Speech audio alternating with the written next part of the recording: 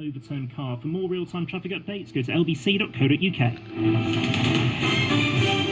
This is LBC from Global, leading Britain's conversation. The Nigel Farage Show. Mr. Nigel Farage.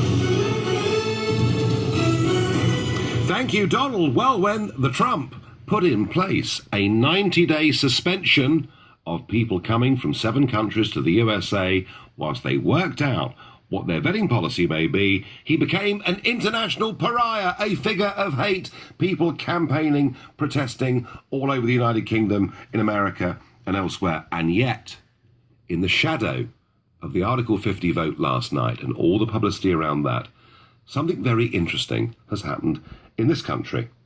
Because Home Secretary Amber Rudd, overnight, has announced a change of policy. Last year, following an amendment put forward in the House of Lords by a man called Lord Dubs, who was a 6-year-old Jewish child who came to this country in 1939 from Czechoslovakia, and thank goodness he did, otherwise he wouldn't have made it through World War II. Dubs put forward an amendment saying, look, we should open our hearts to child refugees, and the government agreed we'd allow 3,000 child refugees in, and yet this is what Amber Rudd, our Home Secretary, said today.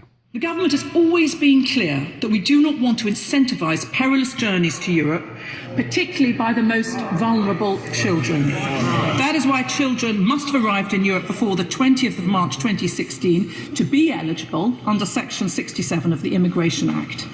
The Section 67 obligation was accepted on the basis that the measure would not act as a pull factor for children to Europe and that it would be based on local authority capacity.